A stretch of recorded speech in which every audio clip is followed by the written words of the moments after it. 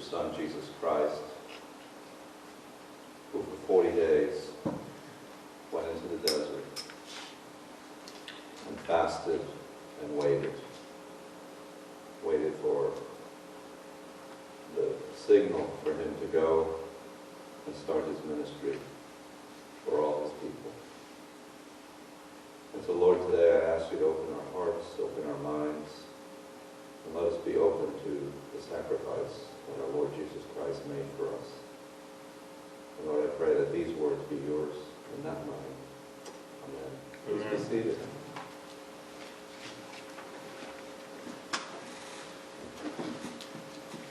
So, what did you guys give up for Lent?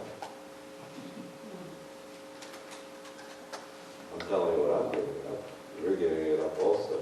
There will be no jokes until Easter. He'll save one for the parish hall after the service is over. There you go.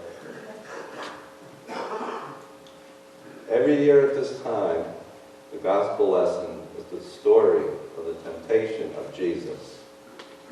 This year, stories from Matthew. Next year from Mark, and the following year from Luke. It's the same story with small variations. Jesus has just been baptized, and the Spirit leads him into the wilderness where he is tempted by the devil. The Anglican Church, we follow a 3-year cycle of readings, and not many of the stories are repeated year after year.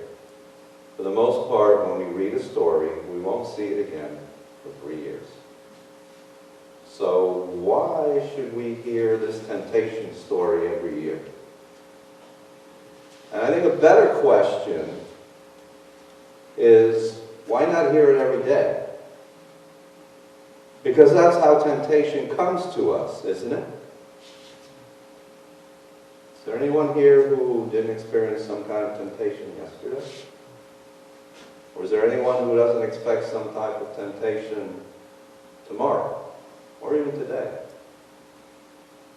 Because God told Adam and Eve to eat of the fruit of the tree, not to eat of the fruit of the tree in the center of the garden. He warned them that if they ate of it, they would surely die. Then Satan came along and told them that if they ate of that tree, they would not surely die. And so the difference was only one word. And it wasn't a very big word. God said, you will surely die. And Satan said, you will not surely die. You know, and Satan's lie was so simple, so believable, that Adam and Eve, they accepted it.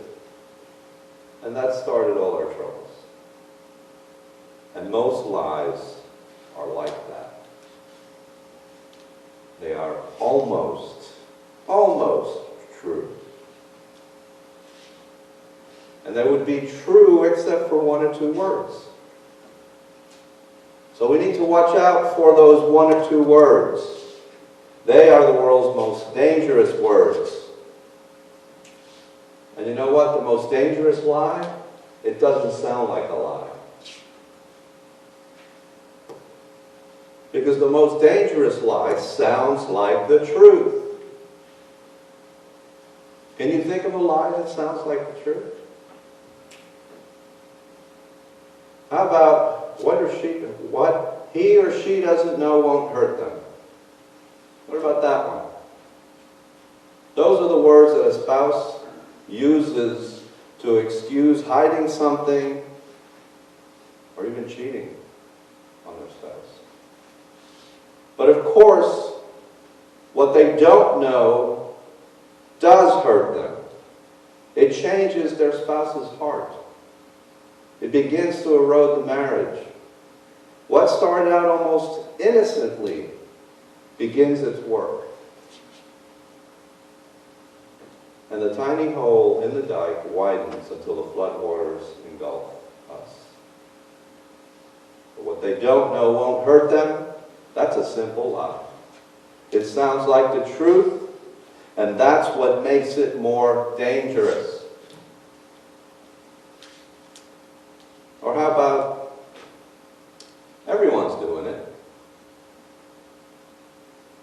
implication is that everyone can't be wrong. It must be all right if everyone is doing it. Parents hear that, don't they? Even kids try to say that, don't they? Oh, Mom, everyone is going, I've got to go. Who heard that before from their kids? I did. And they tell you, I can't be the only one to stay home. It'll ruin my life. Ah, Mom, of course everyone is going. Everyone might be one or two kids. And even if everyone is going, that doesn't make it right. Everyone's doing it. That sounds like the truth. And that's what makes it so dangerous. Or how about, they deserve it. Look what they did to me. And that's the lie Hitler used to persuade the German people to break windows in Jewish stores, to make Jewish people wear Stars of David, to steal Jewish property, and finally, to implement the Holocaust. They deserve it. Look what they did to us. It sounded like the truth to a whole nation, but it was a lie. And that little lie, and a few more like it, caused the deaths of 6 million Jews.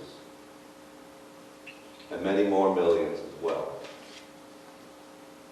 We can always excuse horrible behavior on our part when we say, they deserve it.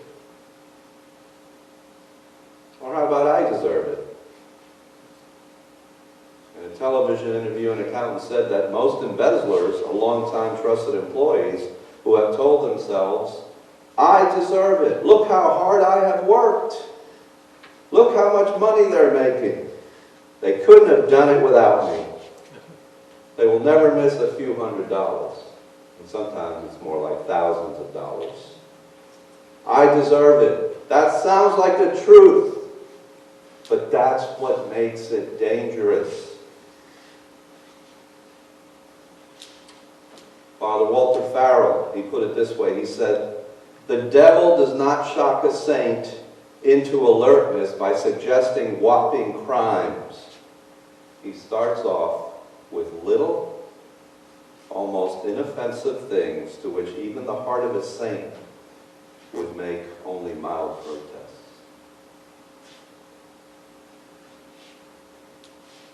You know, the devil doesn't trip us up by tempting us to commit a great sin for a great reward.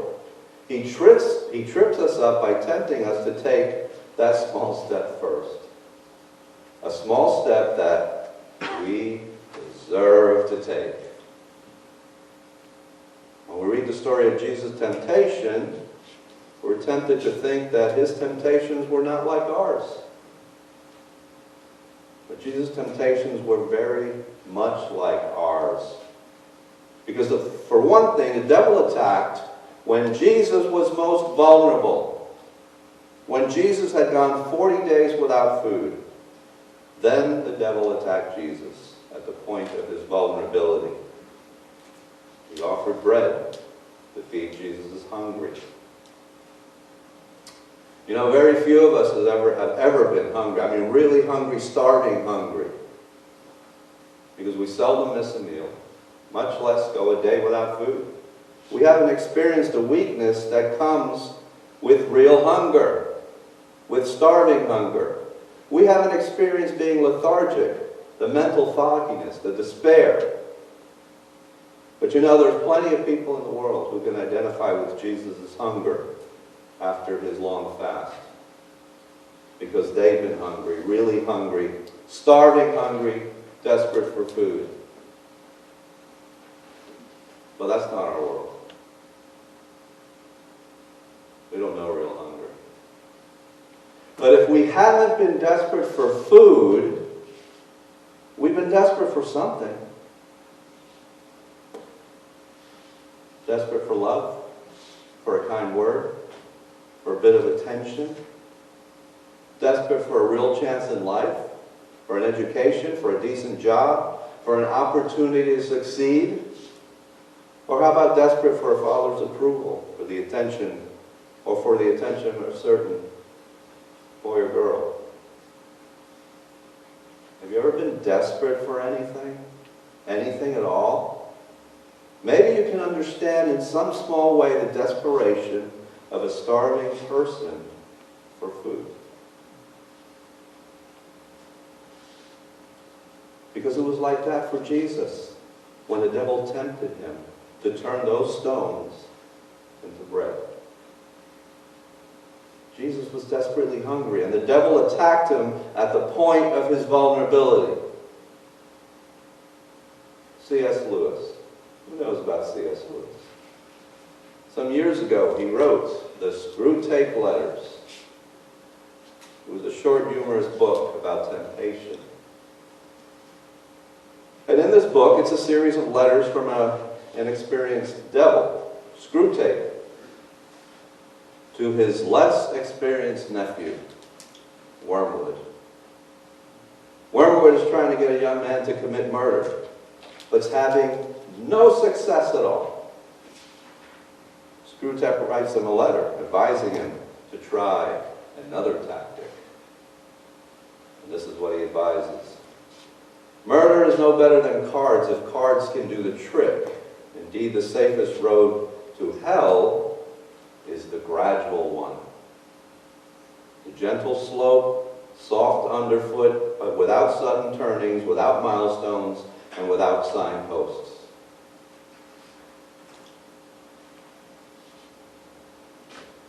If you've never read that book, I suggest that you do, because it really shows you how the enemy slowly, slowly takes you to where he wants to take you.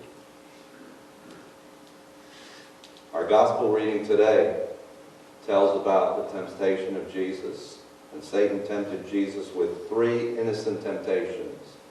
Satan didn't try to tempt Jesus to do something terrible. He tempted Jesus to make small compromises for good reasons. He tried to get Jesus to take a small step into the edge of the quicksand and pictured rewards available on the other side. Because Satan didn't promise Jesus money or fame. He promised Jesus a more effective ministry. If he could just take that first little step.